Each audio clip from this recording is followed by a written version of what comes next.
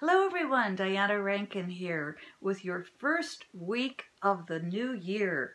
2019 is here. Happy New Year everyone. And we have a whole new year to start all over and see what we can do with this year.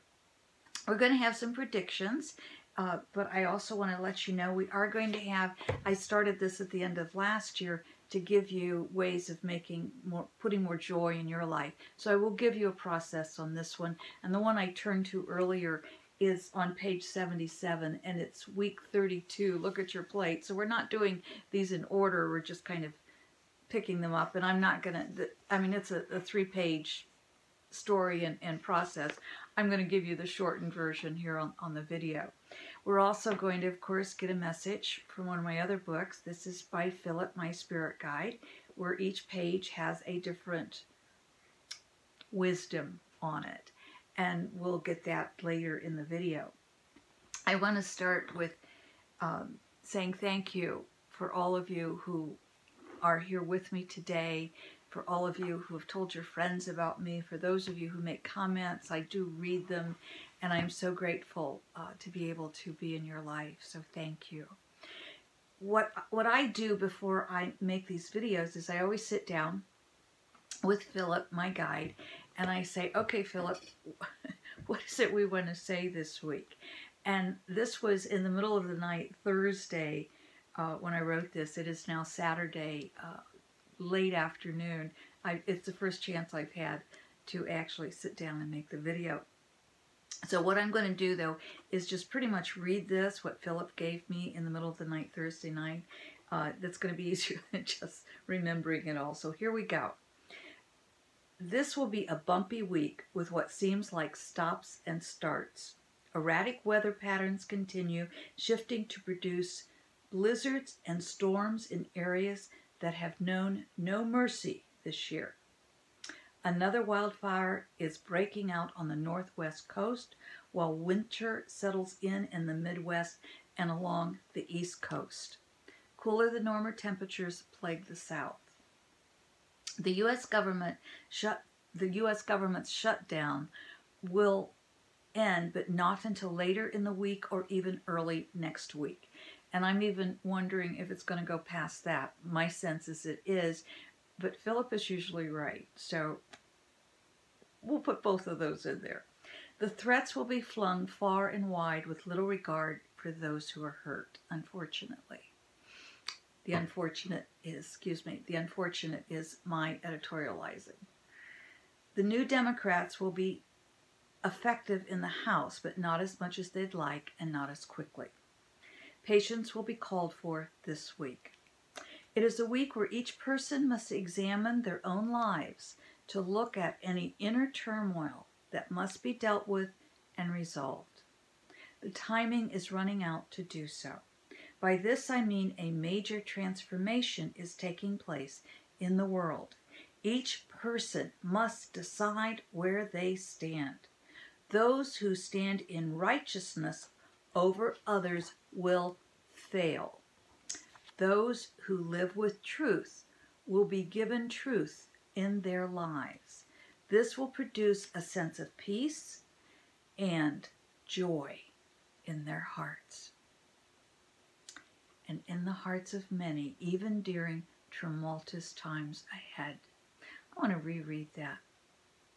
If we live with truth, we will be given truth in our lives. And this will produce a sense of peace and joy in the hearts of many, even during tumultuous times ahead. The disruptions that are about to come will fill the gossip columns and newspapers this week. Instead of being swept up in the turmoil, be filled with the love within the beauty of each moment. Yes, it is appropriate to speak out against hate and hurtfulness.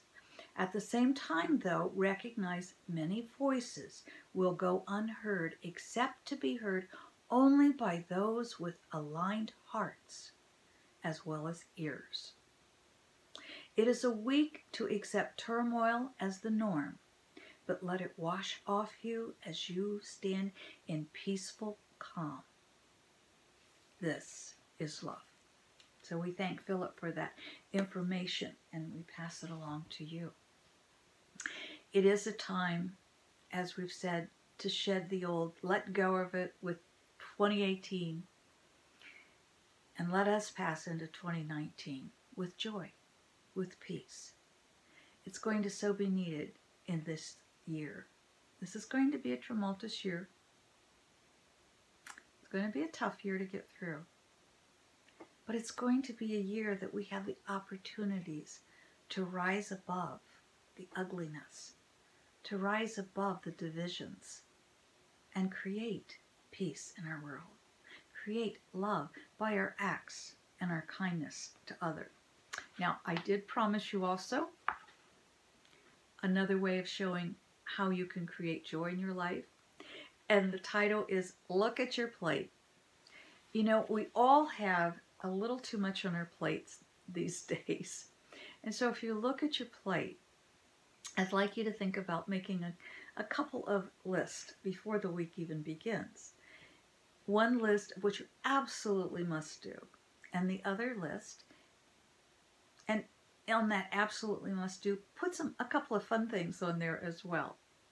On the next list, put what you need to take off the first list. In other words, go over your first list of what you feel you absolutely must get done, and then look at what you don't really have to absolutely get done, and put that on this other list. And title that, What I Will Get Done If I Have Time and Energy. If you have 10 boxes to unpack, the only way to get those unpacked is to say, okay, I'm going to unpack 1/2 of a box this week. It's the steady steps that help us clean the plate, not suddenly trying to do it all at once. That's when we get overwhelmed.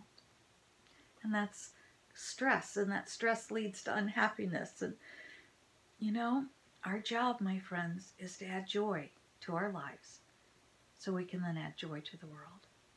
That's how we're going to heal our lives. That's how we're going to heal the world. Add that peace, that love, that joy. In spite of what's going on in our world, because it's not going to be an easy year. And we're going to figure that out as this week starts. Let's see what Philip has to say. This is, as I say, a different wisdom on each page. So we think left page, right page, and then we just open to any page or flip through, and we're just going to open right there. And I'm getting left page, but there, I think the right page is going to also be important. So our left page says, how can there be a beginning without first being an ending? Well, we're ending 2018. Let's begin 2019 with calm, with peace, with love.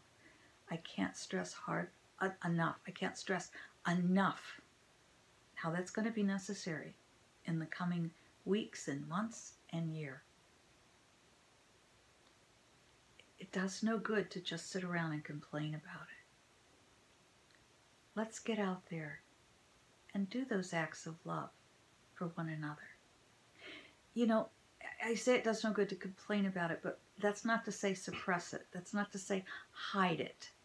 That is to say, instead of complaining, get it off your chest and then take an action. And that action may not be the same. It may not be a parallel action. For example, if you're upset about the children at the border being held in these detention centers,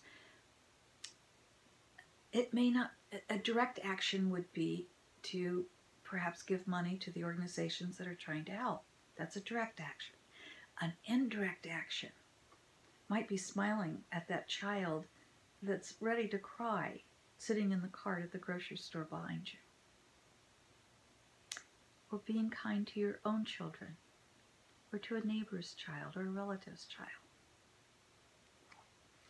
The right page says, life is constantly talking to you. All you have to do is listen. Life is constantly talking to you.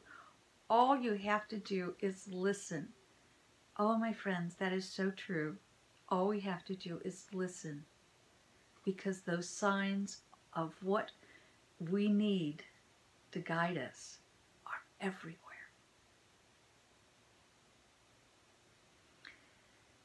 Listen, watch, be aware of life, and help to make it good this week. I love you, my friends. I thank you for accepting my love. I thank you for being there in the world and adding love wherever you are in the world, to my friends in Japan, to my friends in Australia and England, and of course across the US and around the world. We are holding each other's hands to make our world a better place, and I thank you. Be safe this week. Take care. Don't get caught in the tumultuous energy that's taking place. I love you. Thank you for accepting my love.